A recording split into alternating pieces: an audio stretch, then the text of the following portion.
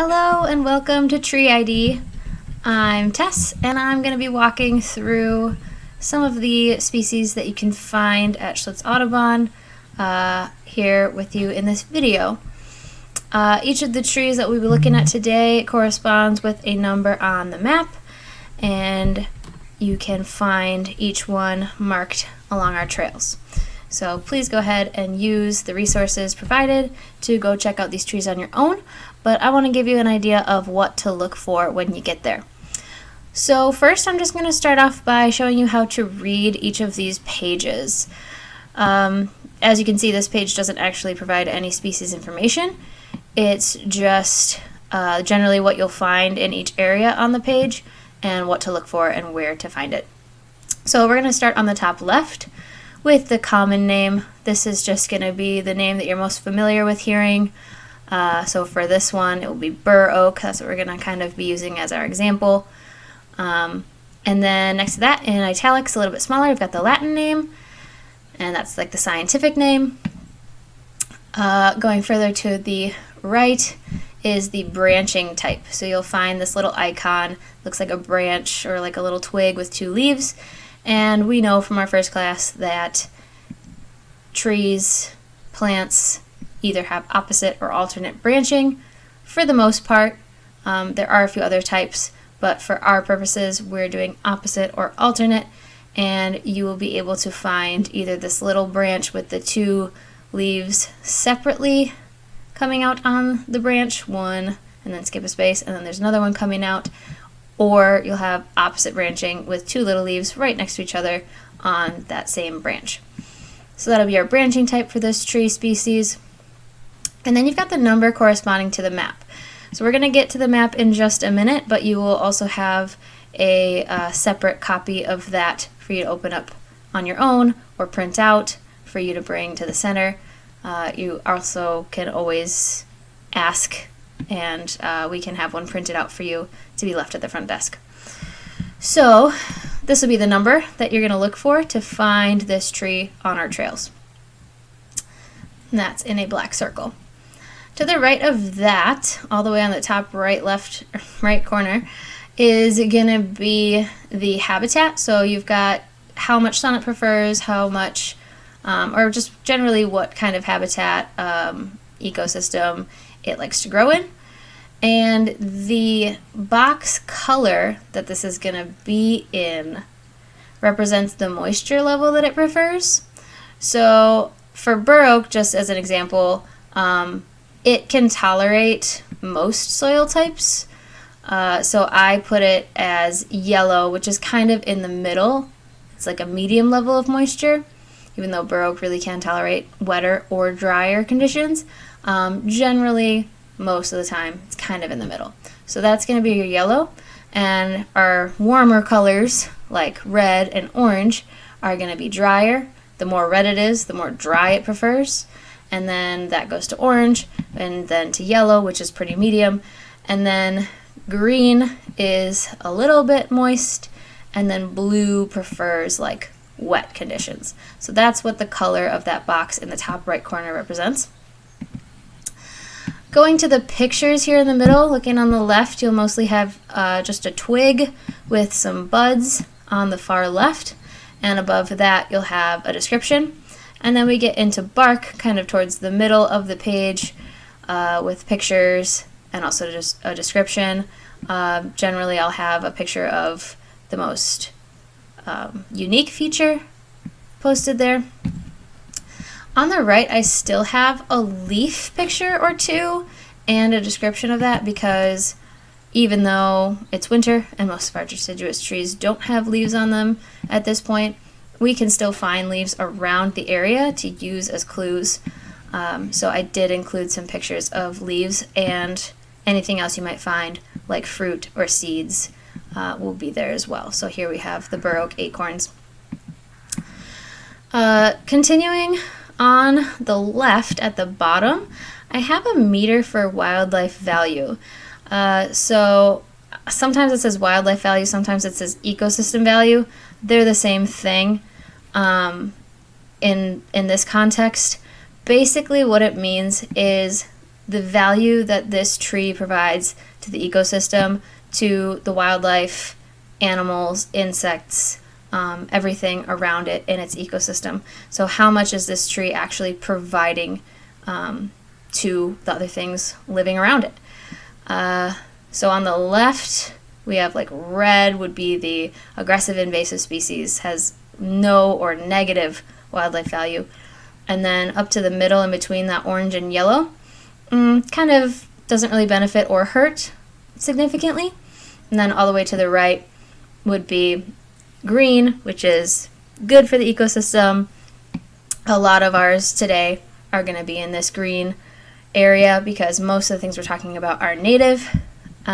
So they all provide something for the ecosystem, but you'll see this little arrow goes a little bit more in either direction, and that is just based off of my experience and knowledge and understanding of all the different ways that trees provide for the things around them. So we'll talk about more about that as we get into each species. Finally, in the purple circle, I've got this one all the way on the right on the bottom, but this can be anywhere on the slide to fill in a gap, and it's just going to be a fun fact about that tree species. So let's get started. Okay, so here's our map. You will have a separate document of this that you can print out, bring on a device, or if you need one printed out for you, you can ask us to do that and we can get it ready for you at the front desk. So to start here, we're actually going to go up north of the main building. You can see that main kind of like X-shaped, cross-shaped building in the center there. That is our nature center. So if you go all the way north, just up to Molly's Pond, you can find our number 1, which is bur oak. And we're going to talk about where to find each and every one of these as you go. But here's your map. Basically, the loop goes from Molly's Pond down towards past the building and into the woods, going across the bridge. You're going to make your way to the pavilion and then kind of towards the tower. And then we're going to go to the Maple Grove and cross over towards Mystery Lake. Actually, Mystery Scrape. So that's the little smaller pond offshoot of Mystery Lake before you get to the main circular lake. So we're going to go down there and by the South Ravine Trail all the way up past like towards the Turtle Trail, past Peeper Pond. You'll find number 26, which is our American elm. And then you can continue across the road to Teal Pond. We don't have anything up until number 27, which is our red maple. But then if you continue to follow this trail towards Dragonfly Pond, you get back to the parking lot and you can find our Chinkapin oak, cross back over the parking lot and get our white pine towards the tower and then head down towards the lake. So it's kind of like a big loop that ends all the way down towards the lake on the Lake Terrace loop. But this was just kind of the streamlined way that we chose to use when we walked the trail. Alright, so here's our first species. Bur oak is number 1 on the trail. And you saw where that was up by Molly's Pond on the north side of our property. I'm not going to read off this entire slide to you, but I will go over some of the more unique features to look for out on the trails when you get to the trees. So bur oak bark is normally super thick and furrowed with these intersecting ridges. So it's got long ridges that you can follow down the tree for a foot or so before it intersects with another ridge of bark or splits. So long intersecting ridges, and often they're so deep you can actually kind of grab your hand around it. Bur oaks are amazing trees. They provide so much for the ecosystem. Lots of things live in all those little nooks and crannies in the bark. Oaks are very important species for lots of insects, host species for tons of moths and caterpillars and butterflies and all sorts of animals. Bur oaks do prefer to live in a prairie because they do well in fire. And you can imagine how this very thick bark helps in a fire situation. This bark is going to help protect the tree from taking too much damage. Not only does the tree not get hurt by it, but it will help weed out competitors around bur oaks because they are slow growing species. They do need a little bit of help from being overtaken by some of those faster growing species. So here's a picture of how thick that bark can actually get. I don't have the biggest hands, but this piece of bark was probably at least 3 inches coming out of the tree, so I just thought it was a good visual.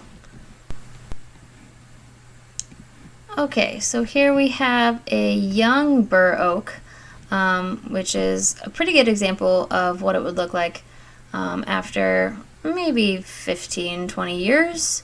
You can see it already has these thick layers of bark, corky bark built up on the trunk, even though it's probably only maybe 2 inches in diameter. And even some of the newer twigs have these corky ridges. Not the newest twigs. So this year's twigs, the brand new ones, will have thin bark. But even last year's and the last couple years, even some of those really small twigs you can see have a lot of corky layers built up. But the new twigs don't. So maybe 2 years or so, you get these ridges that lead all the way to the thick bark on the tree.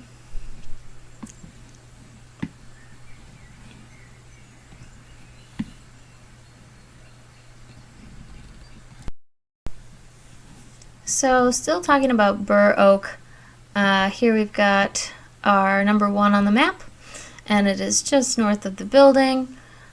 You'll see Molly's Pond behind it.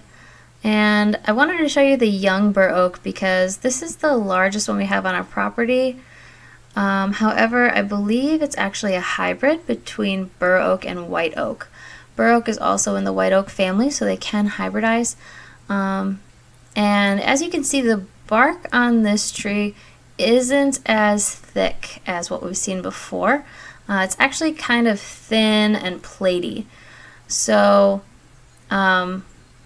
since bur oaks are normally very fire tolerant, I think they thought that they were going to be able to burn this prairie a little bit earlier than this tree was ready for. So now we have this tree that's showing a few signs of distress, like these small branches poking out of the trunk, and it's got a crack in it, so the bark may have been damaged by an early fire.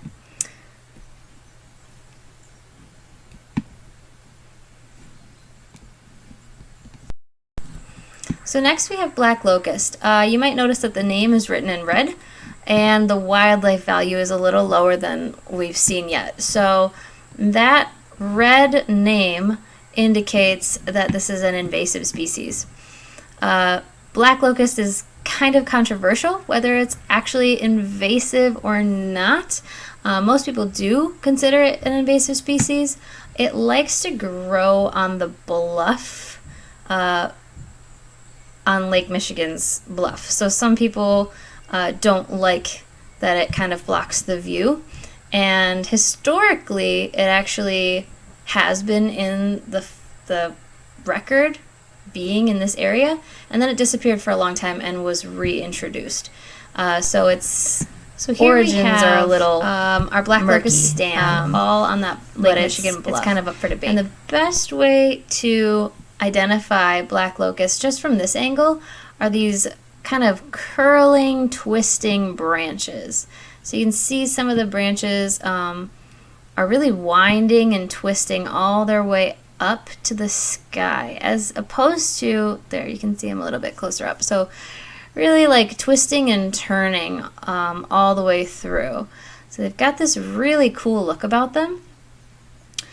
Maybe we can compare to some other branches, a little bit more straight-laced And these ones over here have that really curly aspect. See, there's your ash with some really straight branches, opposite branching, and black locust has alternate branching.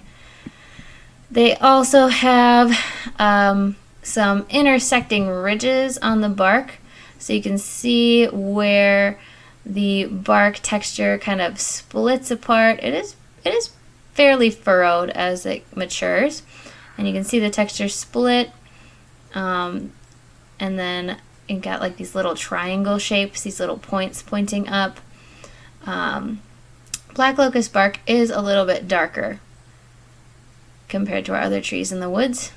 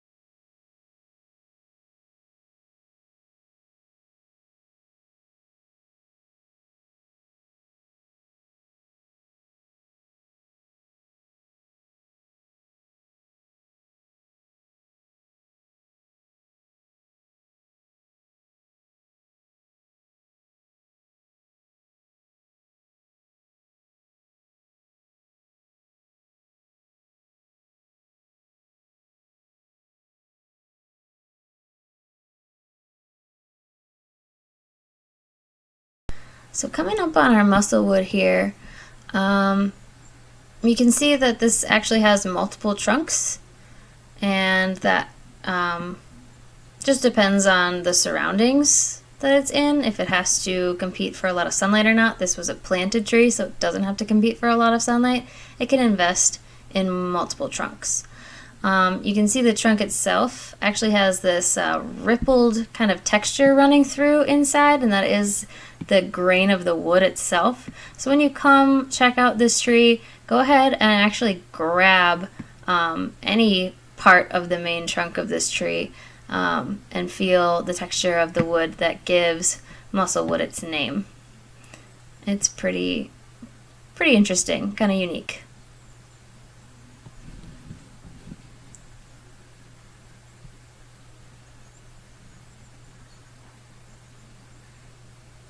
Musclewood also has these really delicate thin twigs. So as we look up, musclewood twigs are actually, they get really small compared to some of the other twigs of our other trees. Got a little remnant of a catkin there and where the seeds were hanging. And there's musclewood. Paper birch is one of those that's pretty familiar to a lot of us, so I won't spend too much time on this slide here. But what I do want to notice is the white peeling bark, horizontally peeling, and you can see those horizontal lenticels going along with that. However, once paper birch does get a little bit older, when it does mature, you've got this bark turns dark gray and pretty thickly furrowed. You can still see the horizontal lenticels, but it's no longer that white characteristic color that we think of. And when I say mature, I do mean like maybe 80 years or so, because paper birch is not actually the longest lived tree. They usually only live to about 100 years. A couple other cool things to note on here.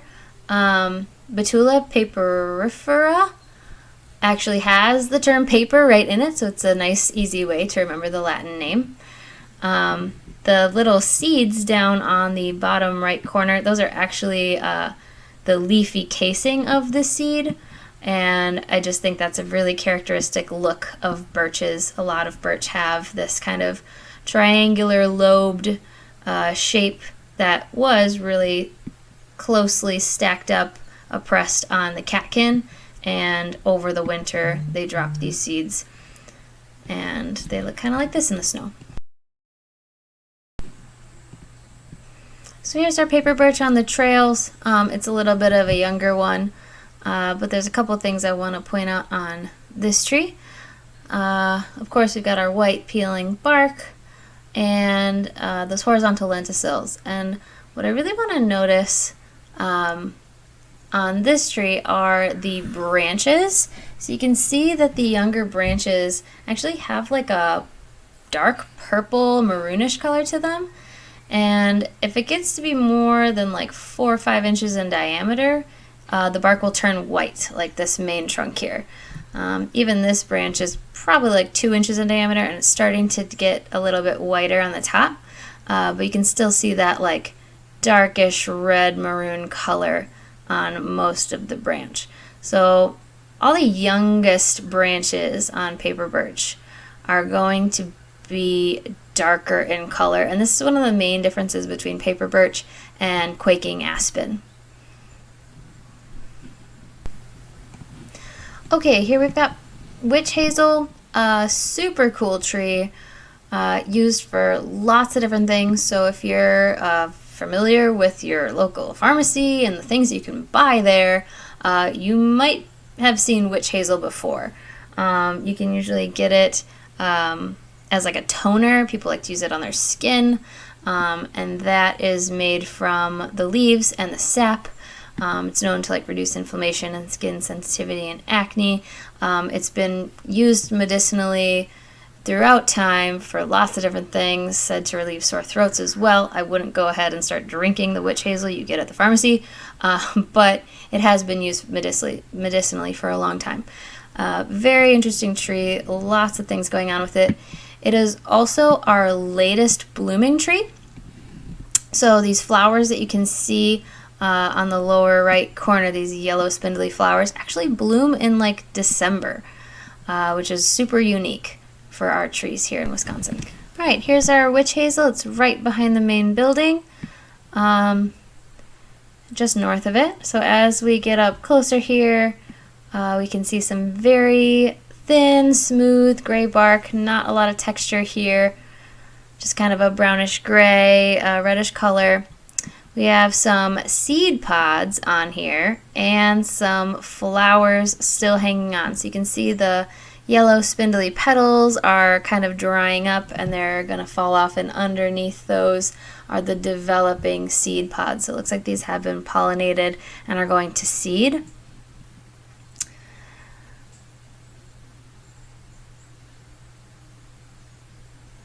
And the seed pods themselves are super interesting. So here's a close-up of those. Each pod contains two like longer, round, smooth, oval-shaped seeds. And you can see these no longer have them in the seed pod anymore. It takes 2 years for these seeds to develop, and then the pods will pop and burst and shoot the seeds like 30 feet away. I've never witnessed it, but it would be kind of cool to be around for. A couple other things we can look for on witch hazel are this texture of the twig. So you can see like almost a zigzag pattern in the newest twig.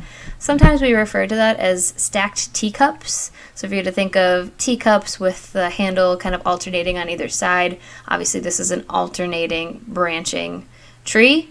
You can see those little stacked teacups on the newer twigs on witch hazel.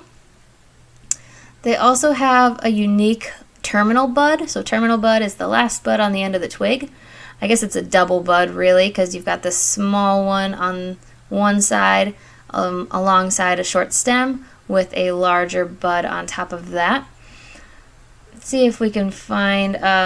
if you look really close, they're actually slightly hairy. They're these tiny little fibrous hairs all over the terminal buds and the newest part of the twigs. Okay, on to tamarack right in front of the building, tree number 6. Tamaracks can get huge. Ours are planted, so they aren't as big as they can get. But tamaracks have actually been known to be pretty common nesting sites for bald eagles and osprey because they like to grow in wet areas and they can get really big and strong. That makes it a really good habitat for these birds. So you can see the box in the top right corner is green, which tells me that it's a little bit of a wetter species. Doesn't like to be in standing water, but still prefers a lot of moisture. Here's our tamarack right in front of the front doors. And we've got a couple in the stand back here. They've been planted, so they're still fairly young. You can see a bunch of cones up towards the top of the tree. And this is so that when they release those seeds, they can travel a little bit further. So looking at the twigs, we can see these little knobs kind of all over the twigs and the branches. And this is where the needles were when it was growing. Each of these little buds had a tuft of a bunch of tiny little soft needles coming out from each one of these in a bunch. You can see that they look like they're made of stacked rings. Each of these knobs are made up of these kind of ring-shaped patterns that stack up, and every year they add to that. So the newer twigs will have shorter ones, and as you go up the tree branch to the older branches, they get longer and longer. Eventually they get so long that they end up going dormant, and you just have on these larger branches these long spurs that no longer produce leaves. And here are some of the needles, really short, less than an inch long. Each of these needles will be. They're really soft, and that has to do with why they're deciduous. If they're really soft and not too waxy, they lose more moisture, so the tree has to let them go in the winter when there's less available water. Here's a tiny little tamarack cone. They are very small, just this cute little rosette shape. Normally the cones are very high up on the tree, but this one happened to be down low for us to see it.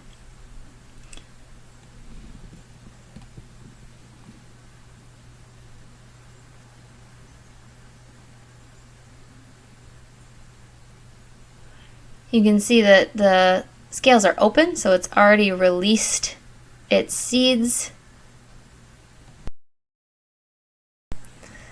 So moving on to yellow birch, right across the walkway. It is related to paper birch, but it doesn't have that white paper color. It's got more of a yellow color. I would call it like bronze or brassy. And we'll see closer up in this next video, but it does have a kind of metallic golden color in some ways, but that can vary. As the bark gets older and more mature, it does get that same kind of furrowed, dark gray, coarse texture that paper birch does. And of course, you can still see these long, pronounced horizontal lenticels. Yellow birch has pretty high wildlife value. It actually has been known to be a roosting habitat for migrating bats, with all those shaggy strips of horizontally peeling bark. So coming up on our yellow birch, right across from the tamarack in front of the front doors on the lake side, we can see this bronzy, brassy colored bark horizontally peeling, and some very pronounced horizontal lenticels. The main difference, besides the coloration of this bark between yellow birch and paper birch, is the lenticels on the yellow birch are lighter than the bark itself. And if you're familiar with paper birch, you would recognize dark lenticels on white bark, but yellow birch has light lenticels on darker bark. Even in the lighter areas, the lenticels are still lighter in color. We still have this reddish maroon color in the young branches and the twigs. And paper birch is interesting because if you were to break one of these twigs off and smell it or even chew on it, it would have like a wintergreen kind of smell and flavor. I don't recommend you do that on our property unless you're with an educator. But if you come along a paper birch, try it out. It's kind of interesting. Here's one of the old catkins. It still has these little leaflets that used to be very tightly pressed before they let their seeds go. And it's got that 3-lobed triangular shape that we were talking about that paper birch has too. These are a lot bigger though.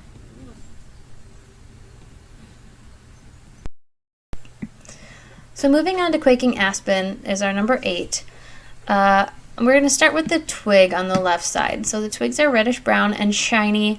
The buds are sharply pointed, and as you can see indicated by this arrow, the tips of the bud turn in a little bit more towards the twig, or just kind of go straight alongside close to the twig itself.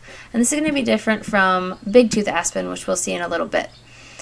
Quaking aspen has really smooth, thin bark, and we'll get into some of those details in just a minute. The leaves, if you do get to see any leaves, they've got this kind of round shape with a little sharp point at the tip, and they have tiny little teeth all around the edge. The leaf stalk itself is actually flattened, and that is what gives quaking aspen its name. When these leaves are all attached, that flattened leaf stalk lets the leaves kind of flip around and shake in the wind and gives its name quaking aspen. This is actually an adaptation to access more sunlight. So here's our quaking aspen stand, and this is just to the east of the main walk facing the lake. You can kind of see it behind there. And all along the edge of the woods here are quaking aspen. Quaking aspen can reproduce through their root system.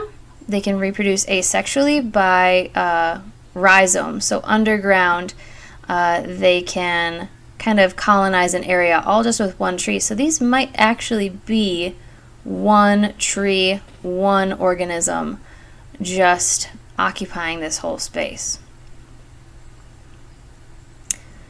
Here's one of those a little bit closer up. As you can see, the higher branches are still that light color. So even the youngest branches, unless you get to the brand new first year twigs, on aspens are gonna be white. Here's a close-up of the bark. There is some horizontal textures, but they're not lenticels. You can see the difference between paper birch, which has those dark horizontal lines, and these horizontal ridges, I guess. They're not lenticels. The lenticels are actually really small and almost, they're kind of round, or even a little bit vertical. They're just really small and barely visible. As the tree matures, you start to get these fissures in the bark, these vertical cracks, and that's started by those lenticels. And so you get vertical cracks and the bark gets a little bit more furrowed as it matures. I just put some water on the bark here, and you can see that it actually changed the color of the bark to almost a green shade, and that's because there's chlorophyll in the bark. There's actually chlorophyll in all tree bark, but it's really visible in quaking aspen and allows them to do photosynthesis all winter long. So they actually don't have to stop growing like other deciduous trees because of that chlorophyll right on the surface of the thin bark. Okay, here's our white ash. That's going to be number 9 on the trails. You can see that it's got opposite branching, one of our only 2 families of trees in Wisconsin that have opposite branching, ash and maple. We're going to talk about white ash first. White ash is the driest of the 3 ash species, so you can see up in the top right, we've got a yellow box. So that would mean that this species likes kind of a medium moisture soil. So white ash likes it a little bit drier, and then green and black like it more wet. White ash, if you can take a look at the twig on the left, we're going to get a close-up look at these bud scars, and in the winter, this is the best way to differentiate between white and green ash. These leaf scars underneath the bud. So there's a bud in the middle of this twig, halfway down, and there's this U-shaped leaf scar underneath the dormant bud.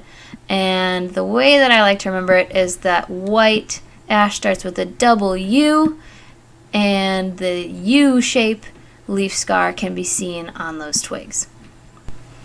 So I'll give you a chance to read through this on your own, but as far as ash goes, in the summer you can identify between white and green using the leaves and the length of the leaflet stalks, but in the winter all we have are these twigs. So what we really want to use are the leaf scars. If you look on the bottom right, you can see the leaf scar underneath the bud.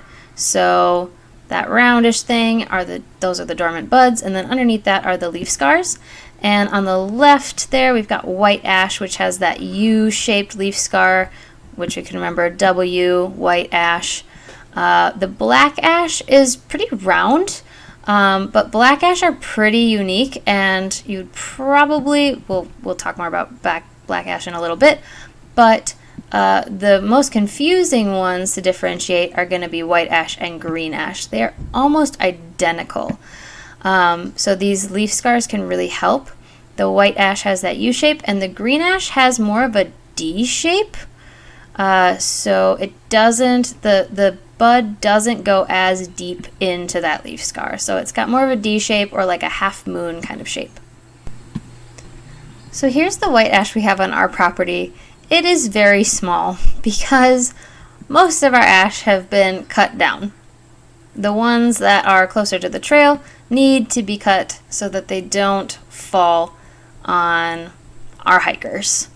So we do have a couple a little bit further back that we can take a look at, but green ash and white ash are really similar, and I was able to ID this one in the summer by the leaves. Actually, it's pretty hard to get access to the twigs.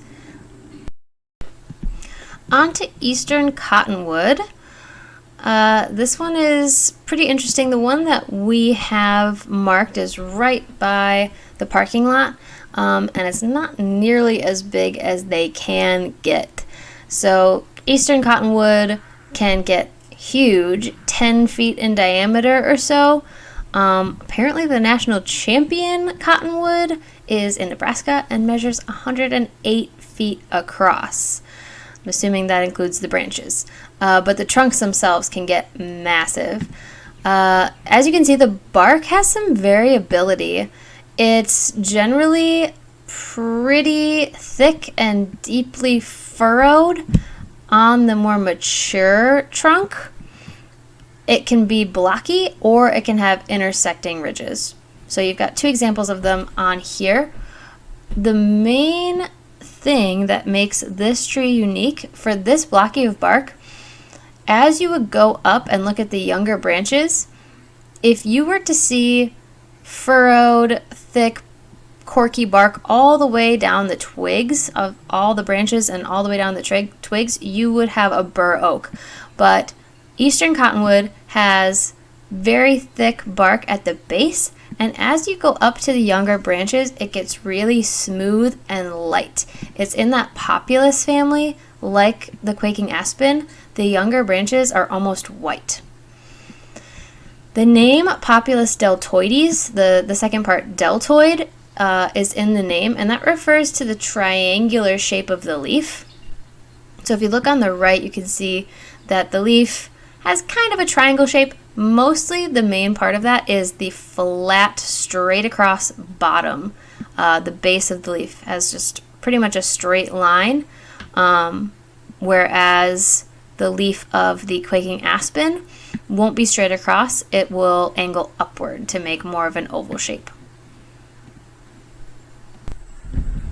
Okay, moving on to ironwood, which you'll find when you enter the woods just next to our white ash. When you go into the woods there, right before you reach the bridge, you'll find ironwood. Ironwood is another understory tree, so kind of like musclewood, it won't grow quite as tall as some of our overstory trees in our forest, but they do need to compete for sunlight, so they will normally grow pretty quickly, at least tall. They are slow growers width-wise. They don't build up a whole lot of trunk to be really wide like, say, the cottonwood does. So an old growth ironwood might not be the widest tree, but they often get these big knobs kind of all over the tree trunk. So this kind of like knobby looking rough trunk with some odd shapes on it could tell you that you have an older growth ironwood, or that it might have sustained some injuries like broken branches and it's healed itself over in some interesting ways. Having old growth ironwood means that you have a old growth forest that hasn't gone through a lot of logging or harvesting, because ironwoods have always been really valued for their very, very hard wood. That's how they get their name, ironwood. It's actually so hard and dense that if you were to cut one down, you would need to sharpen your chainsaw afterwards, because it will dull a chainsaw.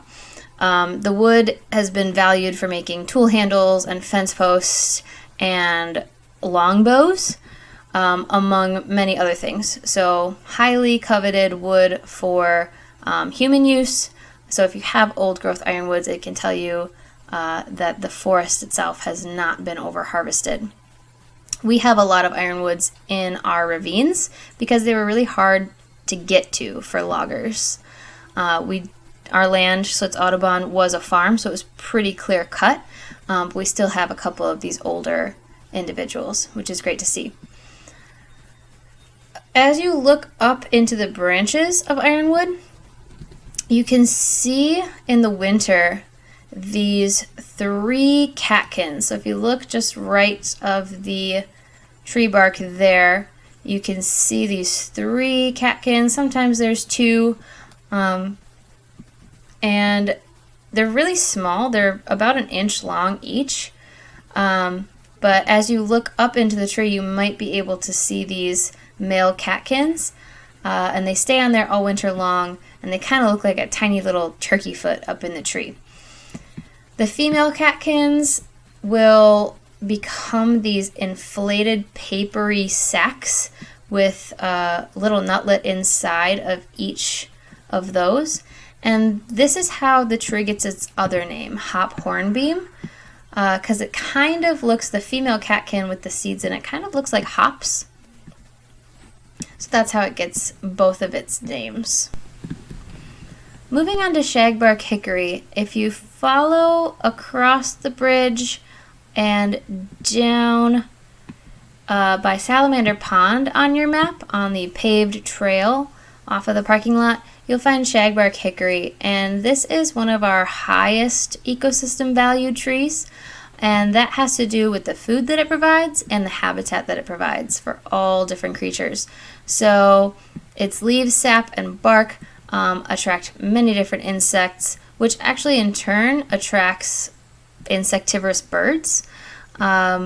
So this is kind of one of those trees that birders will go to look for those spring migrators, because there's so many insects that feed on its sap and can be hiding and hibernating in the many crevices of the bark all winter long. So it's a great food source for all different animals, and a habitat source. A lot of animals will actually use the texture of the bark, birds and bats, will nest or roost in or under the shaggy bark that you see on this tree.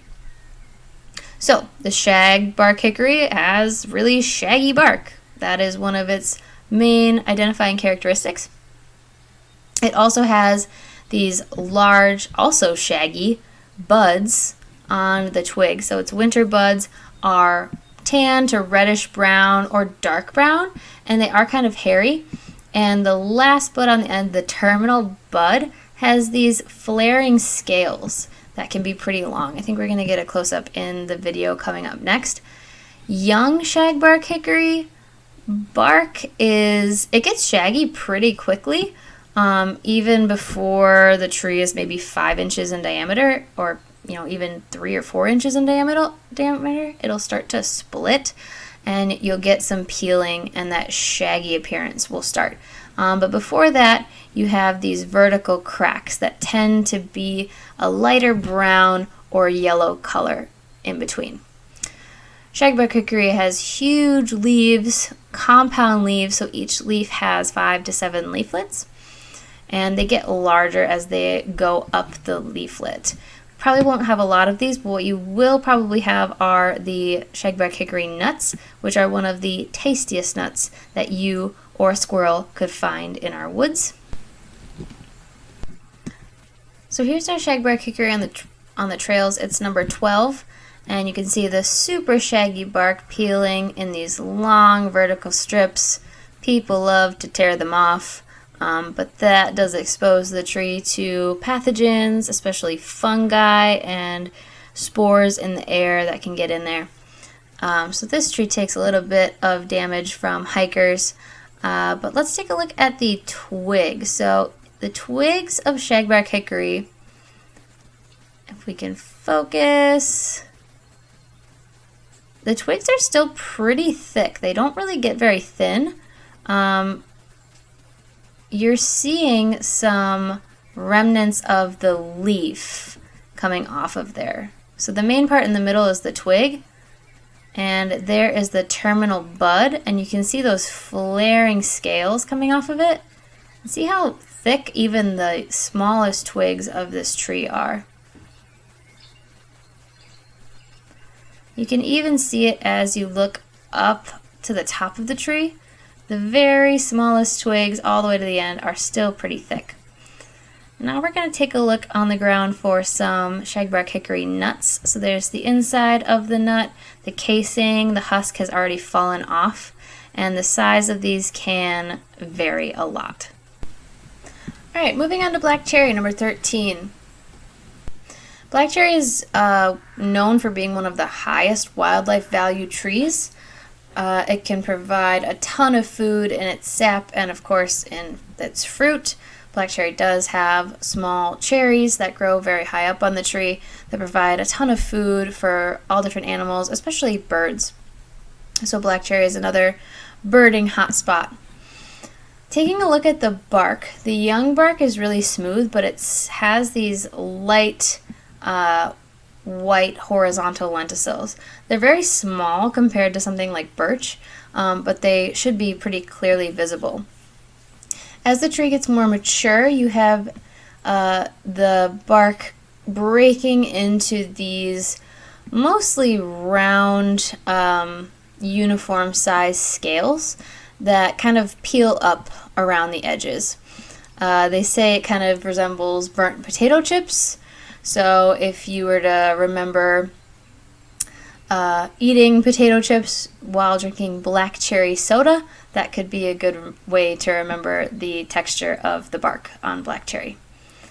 The leaf I won't get into too much, but sometimes it's got this really unique characteristic of these 2 rows of rusty hairs along the vein at the base of the underside of the leaf. So if you happen to be looking at a black cherry in the summer, sometimes you'll notice this unique characteristic. Here's our black cherry right next to a large dead ash tree, if you wanted to take a look at that. Our black cherry is still pretty young. It doesn't have the super uniform potato chip shaped bark, but you can see the horizontal lenticels starting to make more cracks in this bark where it'll have more splits and we'll get a more uniform shaped potato chip like bark texture. No low branches on this one, so we can't quite look at the twigs. Also in the prunus family is wild plum. It's related to black cherry, and it's kind of like its smaller cousin. So black cherry is an overstory tree, and wild plum is an understory tree, not getting nearly as tall and occupying kind of the mid-story of the forest. It also does well on like forest edges and in prairies and on roadsides. It's kind of been more popular being planted along highways recently, which is great because it provides a lot of food source for animals with its actual plums that it grows, edible plums. Favorite food of the red fox, interestingly enough, and the seed actually has to go through a digestive cycle in order to be planted and be able to germinate. It needs to be digested first. So a couple similarities between wild plum and black cherry are in the young branches. It still has some like reddish tones that you would see in the young black cherry branches and some lighter lenticels. The mature bark is a little bit different, and we'll get a close-up of that in the video. The older twigs and like young branches develop into these little spurs all over the branch. So they're actually dormant twigs and dormant branches. So let's take a look at that.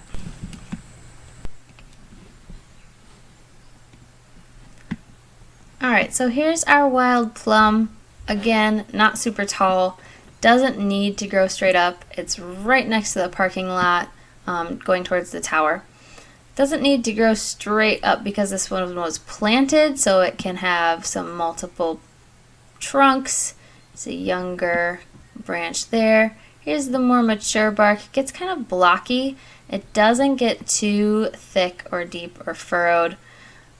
Here's some of those spurs on those branches that we were talking about, some dormant twigs that become almost like false thorns in some cases. These longer spurs all over the branch. There's another look at them with some nice backlight so you can kind of see how they could look like thorns. Bitternut hickory, also known as yellow bud hickory, is pretty easy to ID with those yellow buds. In the winter, very bright yellow, especially the terminal bud is very visible because it can be pretty large, up to ½ an inch long. Even though it's not as preferred as a food source, so it doesn't have as high of a wildlife value, this tree definitely does well for itself. It gets around by mimicking the shape and look of the shagbark hickory nut, which is much more palatable for wildlife. So an animal will pick up this nut thinking it might be a shagbark hickory nut, try it, not so good, and then it'll leave it there and plant it. These trees have also been used by people to make furniture, tool handles, ladders. It's another type of hickory that you can use in cooking for like smoking meats and things like that. As you can see, doesn't get shaggy like shagbark hickory, the other Caria species that we have. Here's our bitternut hickory, or yellow bud hickory, right next to a young shagbark hickory, so great for comparison.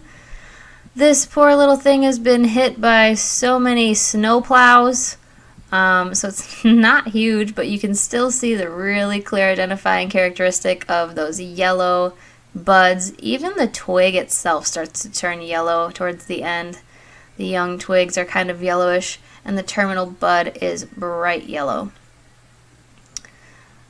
So pretty clear indicator for the yellow bud hickory or the bitternut hickory compared to its cousin, the shagbark hickory buds, which are brown and shaggy. Much, much different. Okay, moving on to American basswood, number 16. American basswood starts out with some really smooth branches and bark when it's young, and then starts to get some vertical cracks and splits as it matures. So long vertical cracks going through there, and we're going to look at some close-ups of the red alternating buds. Here's our basswood right on the parking lot going towards the tower. It's our number 16. So as you can see on this one has multiple trunks, so it might have been damaged being so close to the parking lot and trail. Let's look at some of these vertical cracks going down the bark. On the younger branches, there's very smooth, thin gray bark, and as it goes down, as it gets a little bit older, more mature, you can see some vertical cracks forming. Gets a little bit more furrowed, a little bit deeper and rougher in the more mature areas. This just happens to be towards the back side of the tree. And you can see that there are some flat ridges. So if you were to kind of squeeze this bark texture back together, it would make a flat surface. Here is a young new twig with some alternating buds. They are bright red in the winter, which is a great indicator of American basswood. So next we have green ash. We already looked at white ash, which can be really, really similar in appearance. The bark texture can be almost identical, but the ashes are kind of known for having this beautiful interwoven texture in the bark with these diamond-shaped ridges. Sometimes they say you can see like A shapes in the ridges of the bark, so wherever they intersect you might be able to see an A, and that refers to the ash, so if that helps you remember what to look for in this bark, that might be helpful. Again, we can look at the leaf scars underneath each bud. They have kind of a D shape or a half moon shape. The bud isn't as deeply set into the leaf scar as a white ash would be. If you were looking at the shape of the ash tree itself, you might notice that the branches kind of curve up in an S shape. So on the bottom right corner you can see where they come out from the main branch, and the younger branches kind of go out and down and then curve back up. So here's our green ash on the trail that we picked out, number 17. Doesn't have some of those really clear bark features of the intersecting ridges with the diamond shapes quite yet. It's still a little bit young, but hopefully you can see a little bit in there. And this one probably won't be cut down for a while. We have some signs of emerald ash borer. These low branches are kind of a last-ditch effort for the tree to survive, and you can see even up higher some of those branches are dying and breaking off. So all of our ash trees are dying, unfortunately, due to emerald ash borer, but maybe we can see some of those D-shaped leaf scars. They are really small, but right under that tiny little bud you can see a D-shaped leaf scar.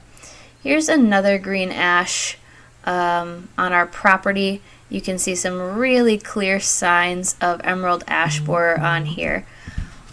Like I said, all of our ashes are being killed by emerald ash borer, and that's due to the larvae that burrow in the living layer of the wood underneath the bark. So here what's happened is all of the larvae were underneath the bark, and woodpeckers like to eat bugs underneath bark. So they come in and birds rip off the top layers of the bark, making this lighter color. And you can actually see the bore holes.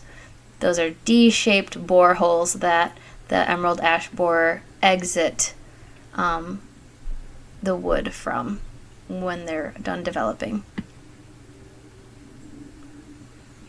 There's more of those little branches trying to grow up from the bottom in an attempt to survive.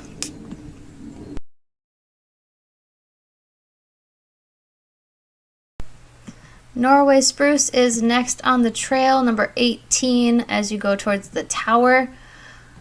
We have a lot of these on our property. We have a lot of them in Wisconsin, even though they're not native. They are European, but they were brought here, and even though they're not native, they do still have some wildlife value in providing a lot of cover and habitat for wildlife all over like the northern US and Canada. So for Norway spruce, you're going to see some flaky, scaly bark, kind of a dark reddish brown gray.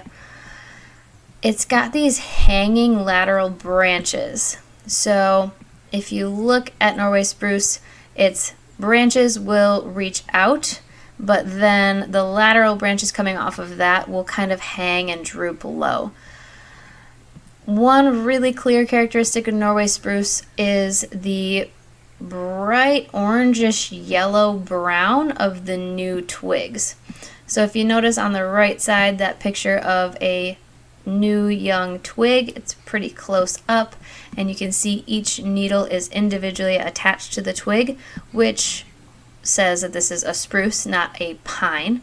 We'll get more into pines a little bit later, but individually attached needles means that this is a spruce, and this bright orangish color is really characteristic of Norway spruce. Norway spruce also have these large cones.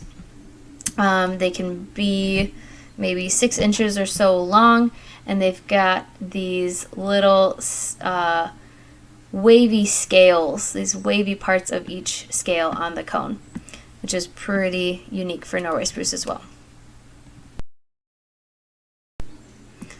Moving on to northern red oak, which is number 19, and it's going to be right in front of the tower, which we'll see in a moment. This is one of the most important timber trees in North America for lumber, but it also has a lot of wildlife value. The acorns are a little bit more high in tannins than, say, your white oaks, but they're still a valuable food source for lots of different animals. Red oak also only produces acorns every other year, while white oak produces acorns every year. So white oaks have a lot of wildlife value, even more so than northern red oaks, I would say. But red oaks are super valuable as well. Let's take a look at the video. So as you can see here, we have a pretty large older northern red oak right in front of our tower. So number 19 right off the trail to the east. It's one of our older red oaks, but probably not the oldest on our property. And as you can see all around it, we have these characteristic oak-shaped leaves with the pointed lobes that tell us it's a red oak in the red oak family with pointed lobes. Oak leaves kind of have that symmetrical shape with some lobes and deep cuts in between, and you've got the widest point above the midway. Looking at this bark, it's pretty dark, and it's got these very long, uninterrupted ridges. So if we were to follow any of those ridges down, it would go probably about 12 inches or more before it's split or joined with another. They're also concave. So the ridges here actually kind of turn up on the edges. And if you're following them down with your finger, or if you run your thumb down one of these ridges, it'll kind of conform to the shape of your thumb. And this gives it kind of an interesting effect in the light. So as you look up the tree, these concave ridges will kind of reflect the light differently. And sometimes we say it looks like tracks like going down a ski slope. So the way that they catch the light is a little bit brighter due to that concave. And of course we've got some acorns all around the base, just confirming our suspicions that this is probably an oak tree. Acorns, acorn caps. Okay, American Beech number 20. Historically, a really common and important tree in Wisconsin ecosystems. Less common now, unfortunately, because of a fungal disease that is pretty deadly to American beech.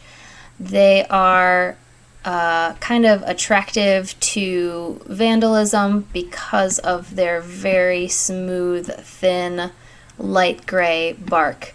Makes it a really easy target for people to carve their initials and stuff into. So unfortunately, damaging the bark makes the tree exposed to pathogens and fungus, so these trees don't always fare too well, though they are really beautiful. The example that we have is not close to the trail. So I'll show you a couple features on this slide that we won't be able to see from the trail. The twig on the left side, really thin, smooth, and the winter buds are super distinctive. So they can get pretty long, almost an inch long, and they are sharply pointed. Usually like this kind of bright orangish color. And when I say they're sharply pointed, I mean like almost feel like it could prick your finger. In the winter, they're pretty hard, and then as you get into spring, they soften up and eventually open up into the leaves. And those leaves can actually stay on the tree almost pretty much all winter long, and they'll get pushed off with these winter buds as they come in. So the leaves have this light brown color. They're a simple leaf, but they are really beautiful all winter long. They stay on. The nut is pretty unique. It's got this prickly husk, and inside each casing are two triangular seeds, and they'll ripen to brown. So this picture shows it kind of green during the growing season, but they will be pretty brown.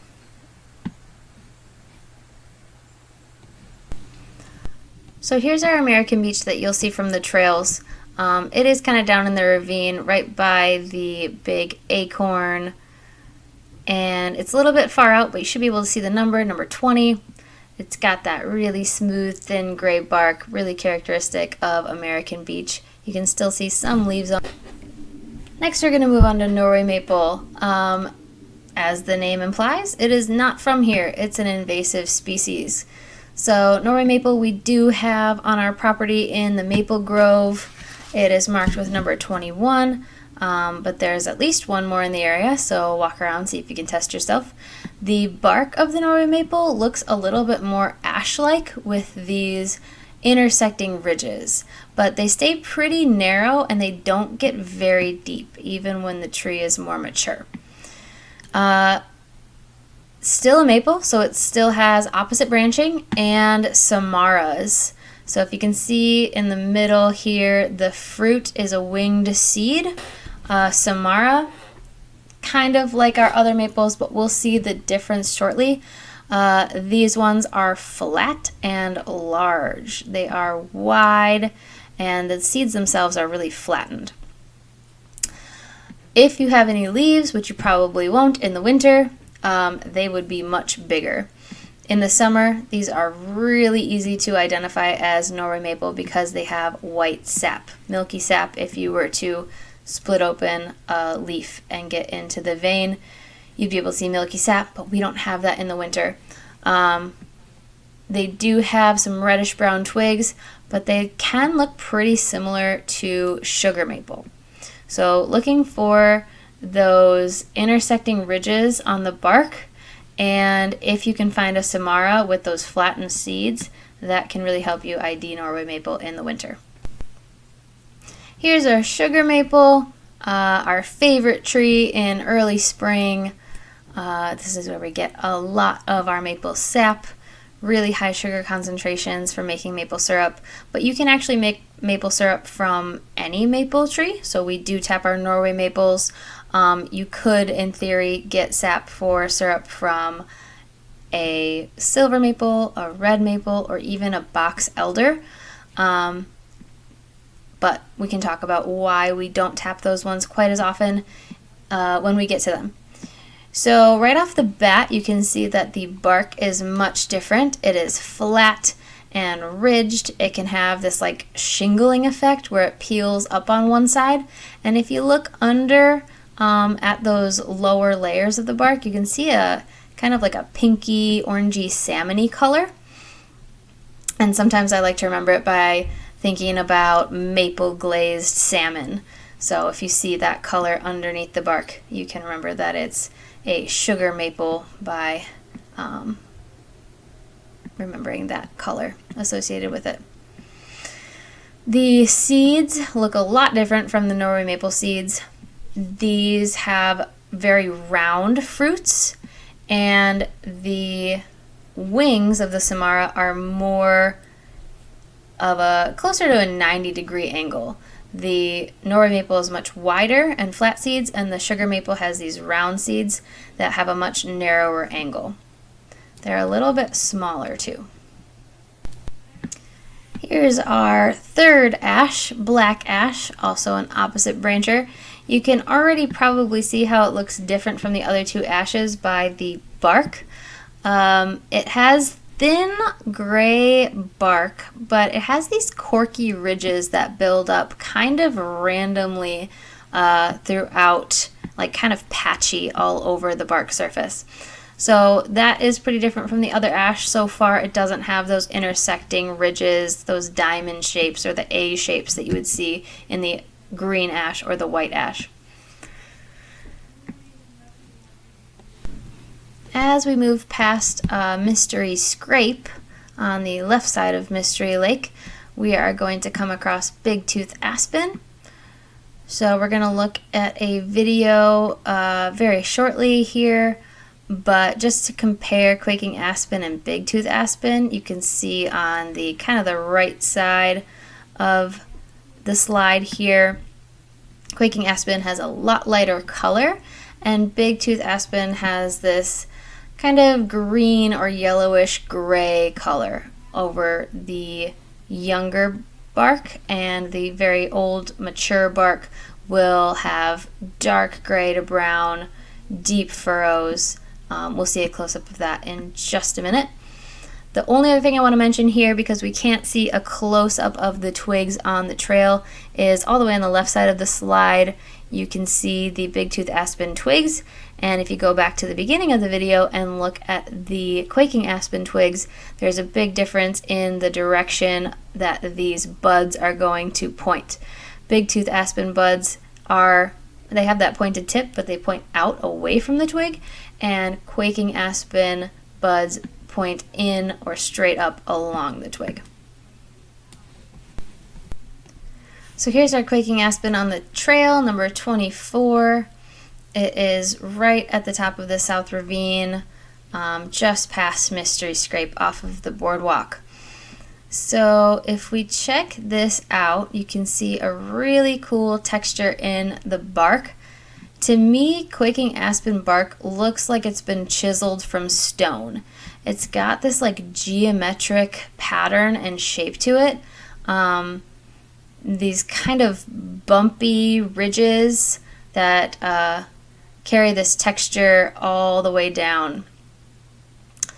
And you can see the geometric shapes. They actually start from these diamond-shaped lenticels that the Big Tooth Aspen has. So you can see how the diamond shapes kind of carry through the texture, starting from the lenticels and growing out into the coarse, mature bark.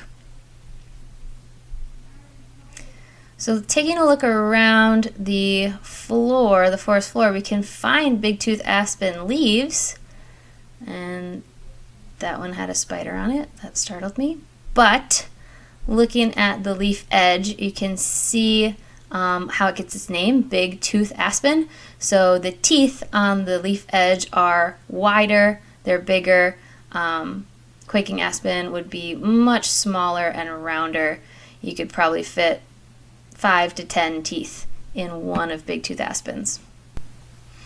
Moving on to Eastern White Oak, number 25. Also a super high wildlife value tree in our woods.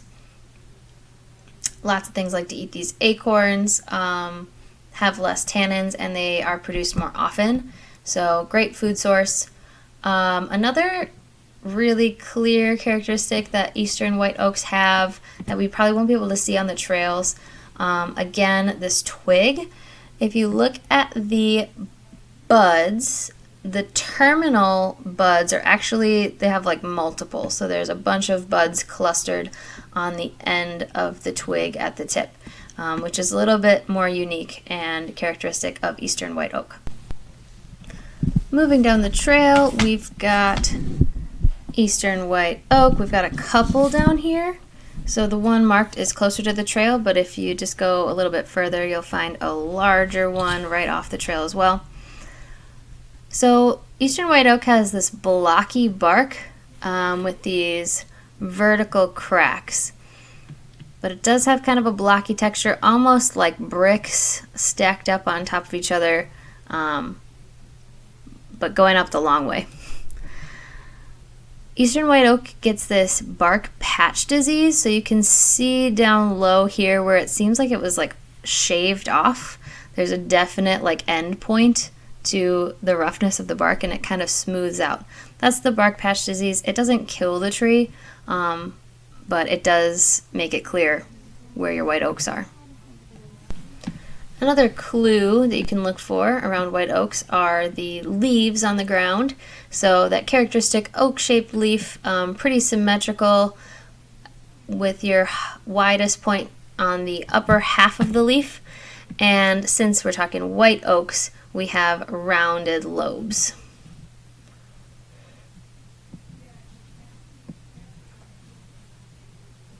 You've got all different shapes and thicknesses of the leaf, and that'll depend on light availability. American elm. I can show you where this is on our trails in the next video we're going to look at.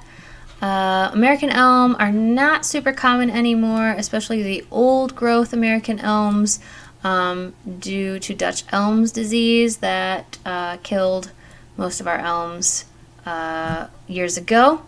But 1 in every 100,000 elms is tolerant of Dutch elm, so there is a low survival rate that has stuck out through the disease.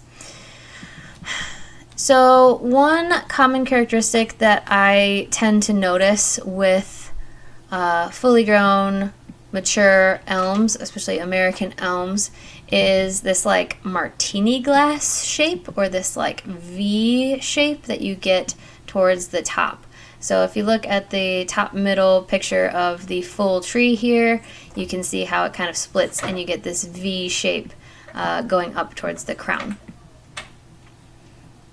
Elms you probably won't have a lot of leaves, but if you do, you can find that they're really rough and they are asymmetrical. So you've got one side of the leaf that dips down quite a bit lower and the other side starts up a bit higher. So that asymmetrical leaf, pretty rough with this toothy edge going all the way up to a pointed tip. It's not always that easy to see because you need to actually get to the tree and take off a little bit of the bark in order to find this. But if you can do that and you're not going to injure the tree while you do it, a cross section of the bark layers of American elm show this different color pattern. So you've got these red layers and white layers alternating, which kind of reminds you of like red and white stripes in the American flag, which could help you remember that this is a characteristic of American elm. So this is where the American elm that we're going to look at is located, right on this service road. If you come up past Peeper Pond, it's kind of back in behind some shrubs, so I've tried to put the number as high up as I could to be visible, but it still is a little bit hidden, so hopefully you can find the 26 back there. Don't mistake this American elm for the ash tree behind it. Just behind it, that large one is an ash. Next we have red maple. So this one's a little bit of a hike down past Teal Pond back towards the building. So you can also get there pretty quickly from the building near Dragonfly Pond.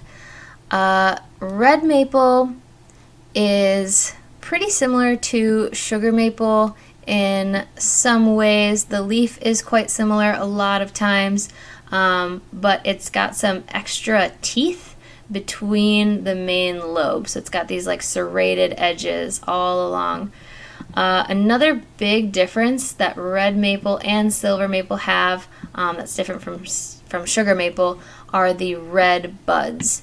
So we talked about red buds when we saw the American basswood, but basswood has alternating buds and maples have opposite buds. So when you have opposite red buds, you probably have a red maple or a silver maple.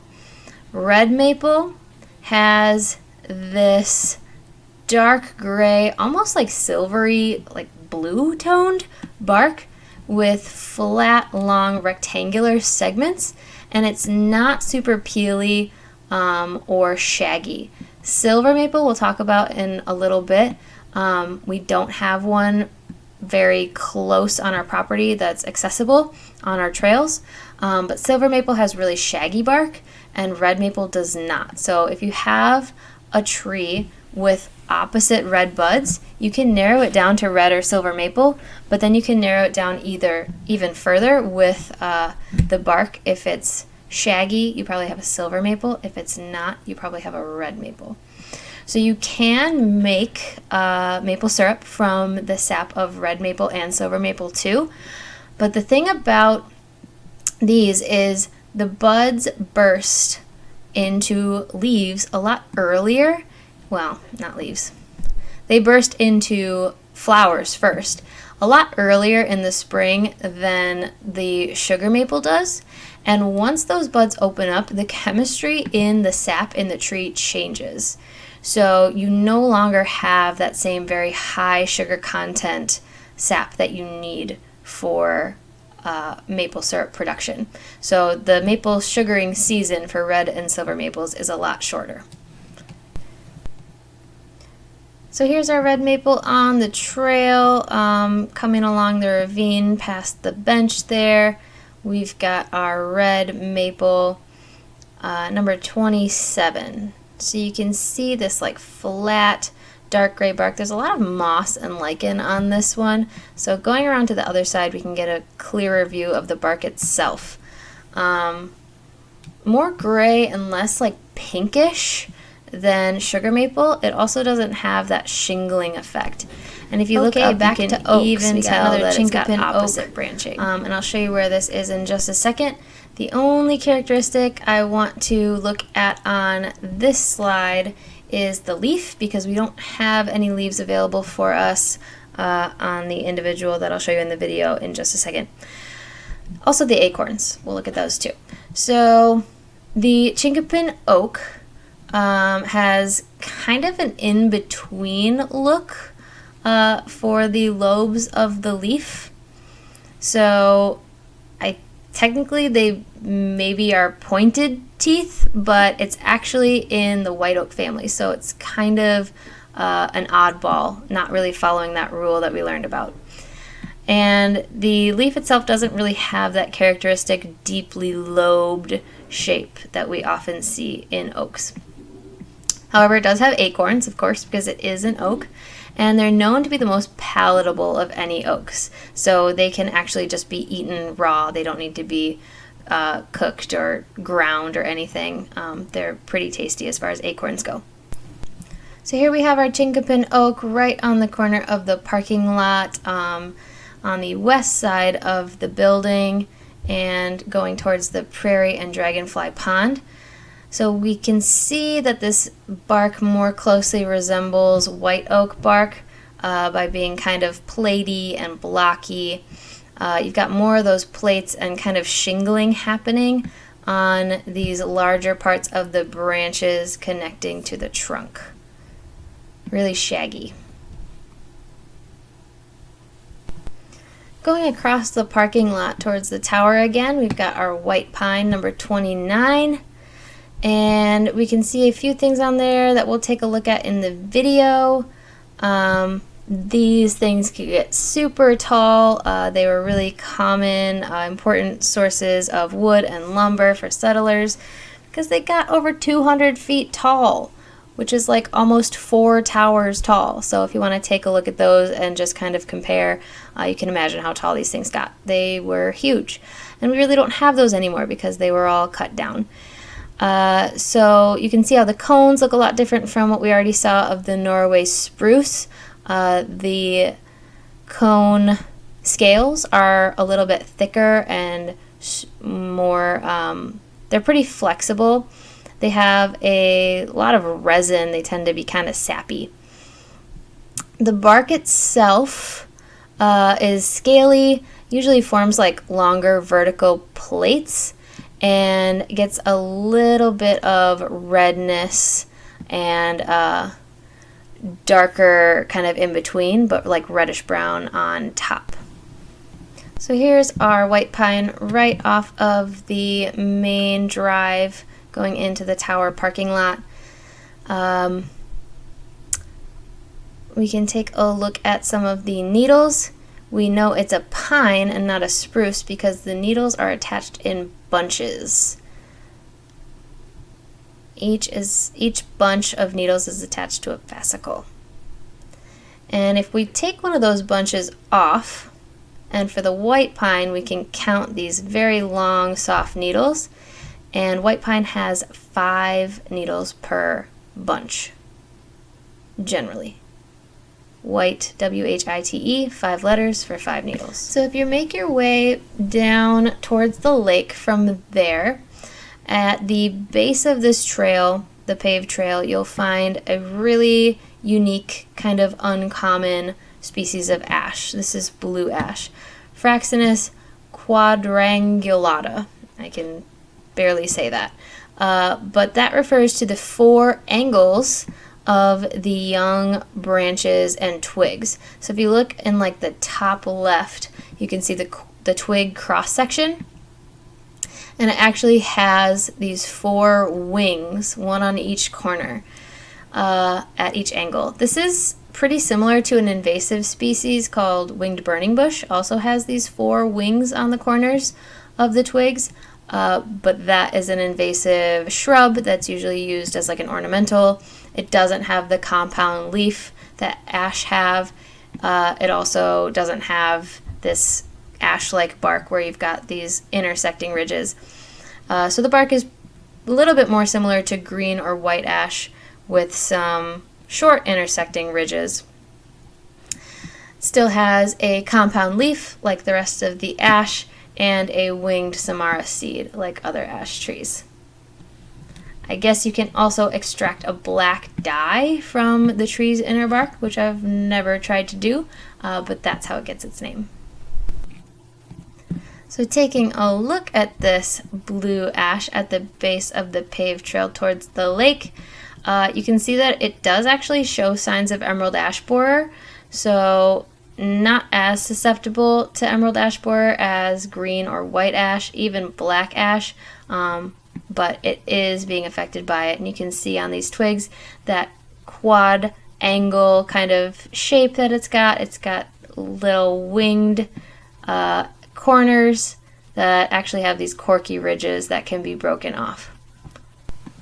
Number 31, we have box elder, which, as you can see, is called in Latin Acer negunda, which means black maple.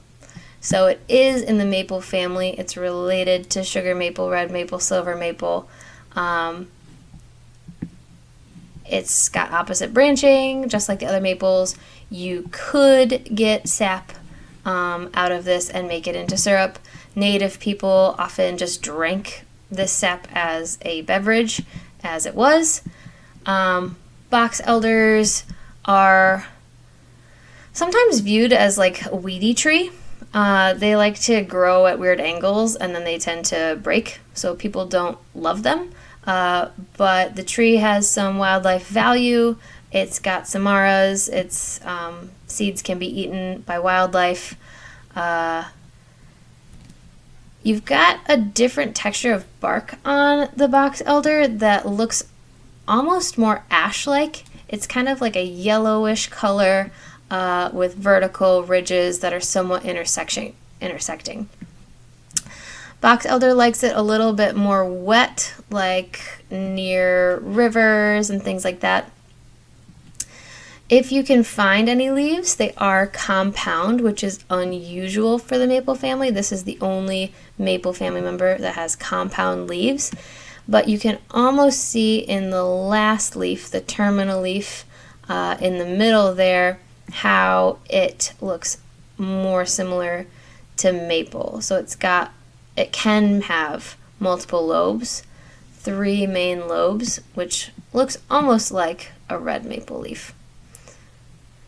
The twig in winter looks kind of purplish and has this glaucous coating.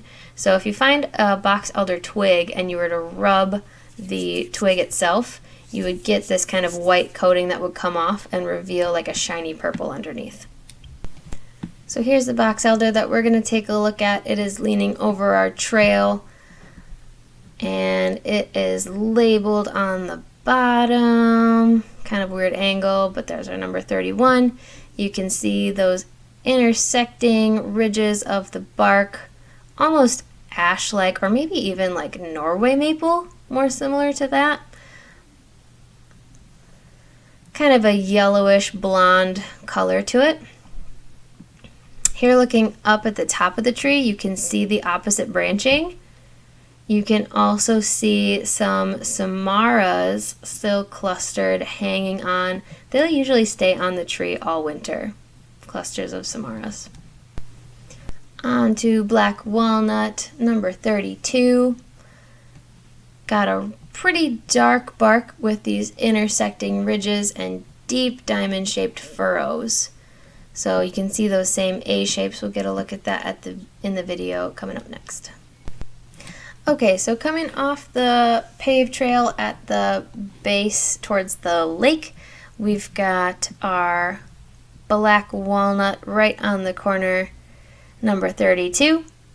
We've got our dark brown bark with these splitting ridges, so they kind of split apart at a bunch of different places, making these A shapes. That doesn't help you remember walnut. Upside down W's. The bark itself builds up these corky ridges, and you can see each layer kind of building up on top of itself. So we can compare black walnut to white walnut, which is another juglans species in Wisconsin, although it is state endangered.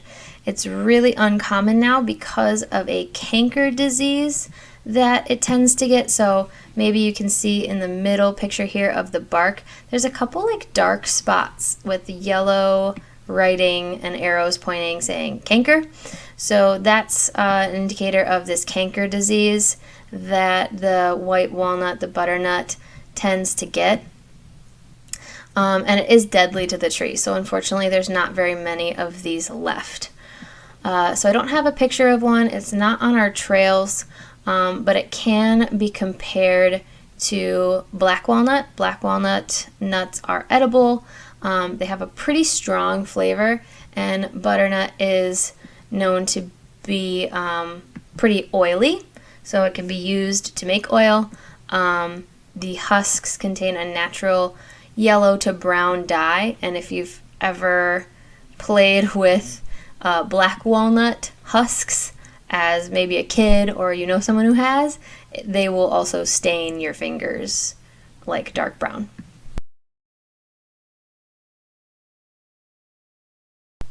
So there's a couple of clear differences that we can see between black walnut and white walnut in the twigs. So for black walnut, underneath the bud, you've got a leaf scar that's actually kind of heart-shaped right underneath the bud. So that's the second picture in, is black walnut with that really hairy twig. So under the bud, heart-shaped leaf scar. And then white walnut has some hairs, but in like a patch above the leaf scar. And the leaf scar itself is more triangular, and it's got some pretty clear they both do, have three vascular bundles. So those like little dark patches that you can see on the corners of that triangle and in each section of that heart, those are the vascular bundles. So that's the connective tissue from the twig to the leaf that allows that transport of sugar and nutrients and water back and forth from the tree to the leaf. So if we were to take off a twig and cut a cross section through it of a white walnut and a black walnut, you could tell pretty quickly and easily which one was which. They both have a chambered pith, so they've got these little connective fibers going across the center of the twig. But the wood of the white walnut is really light and the pith is much darker brown. And then for the black walnut, they're both kind of a medium brown.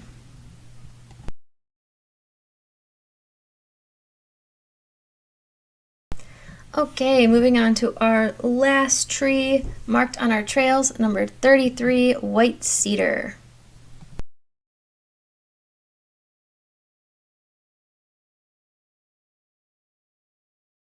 Coming off of the paved lake trail, going up north the terrace trail, we've got our number 33, white cedar.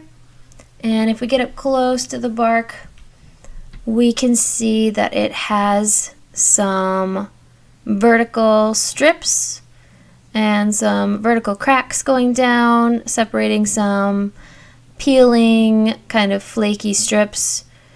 This one isn't quite as shaggy as they sometimes can get.